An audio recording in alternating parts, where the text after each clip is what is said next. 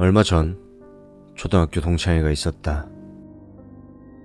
거기서 당연하다는 듯 화제에 올랐던 우리 사이에는 유명한 한 가지 이야기를 꺼내본다. 내가 다니던 초등학교는 3층짜리 건물이었다. 꼭대기인 3층은 1, 2학년 교실, 2층은 3, 4학년 교실, 가장 낮은 1층은 5, 6학년의 교실이었다.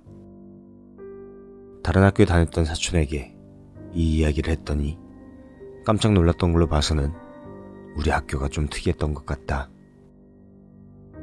건물 자체는 콘크리트로 지어진 낡았다고까지 하기는 뭐해도 조금은 오래되어 보이는 것이었다. 복도벽 같은 데는 때가 타서 어린 마음에도 더럽다고 느꼈던 기억이 난다. 그런데 묘하게도 1층에 있는 6학년 2반 교실 앞 복도만은 어쩐지 벽이 깨끗하게 칠해져 있었다.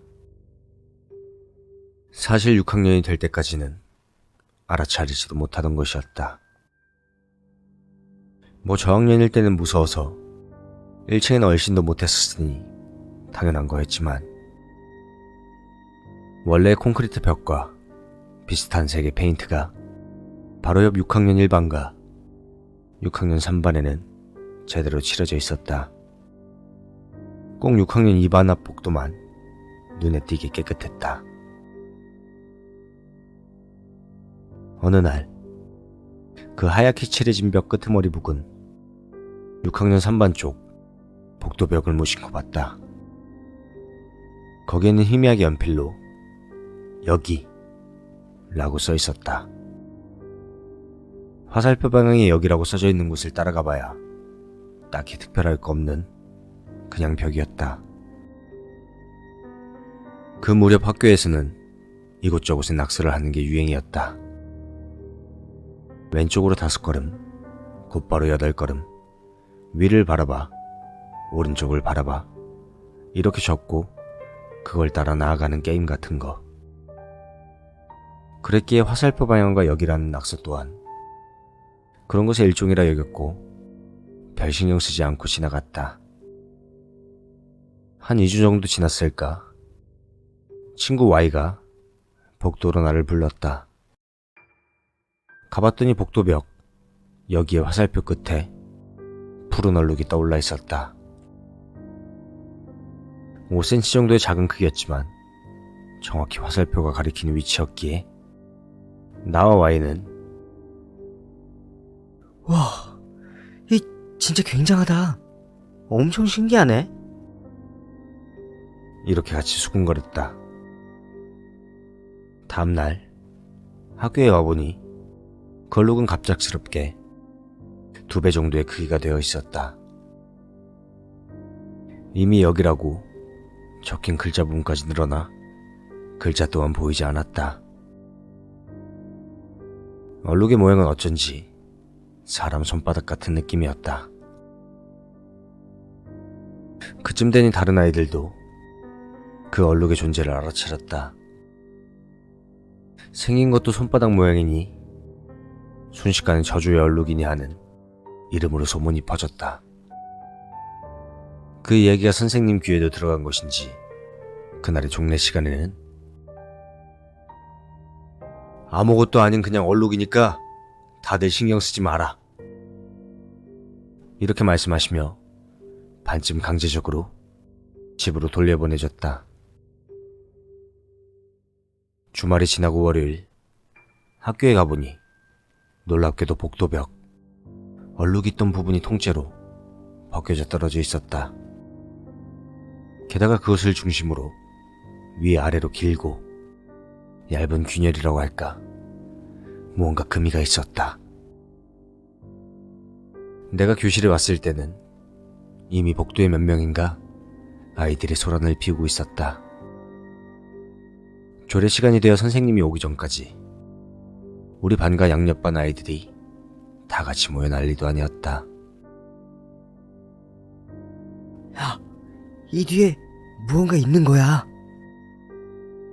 시체가 묻혀 있을 거야. 분명해. 이러는 말까지 나오더니 반에서 가볍기로 유명한 K라는 녀석이 커터칼로 그 금을 긁어내려 했다. 딱 그 순간에 선생님이 오셔서 엄청나게 혼이 났다. 미안한 일이지만 나는 모른 체 하고 교실에 앉아 있었거든. 점심시간, K가 질리지도 않았는지 야, 우리 아침에 하던 거 계속해보자. 이렇게 말을 걸어왔다. 벽을 긁어내는 걸 계속하자는 거였다. 나는 혼날 게 무서워서 싫다고 대답했지만 K는 여길 좀 보라며 나를 끌어당겼다. 얼룩이 벗겨진 벽에는 색이 다른 부분이 보였다. 회색 벽에 검고 굵은 선으로 횡단보도 같은 모양이 그려져 있는 게 벗겨진 부분 사이로 보였다. 야, 계속 가면 뭐가 있을지 궁금하지 않아?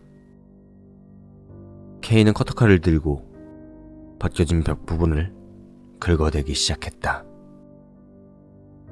재미있다는 듯 페인트 칠을 벗겨나간다. 그러지 그 안에서 반 이렇게 생긴 글자가 나왔다.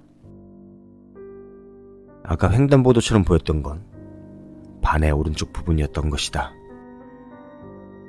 더 긁어나간다면 무언가 써있을 거라는 게 확실했다.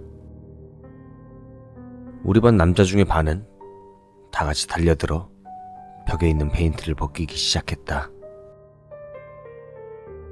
컴퍼스 바늘을 쓰는 놈도 있고 자로 긁어대는 놈도 있고 조각칼까지 가져온 녀석도 있었다. 나는 뒤에서 그냥 바라만 보고 있었다.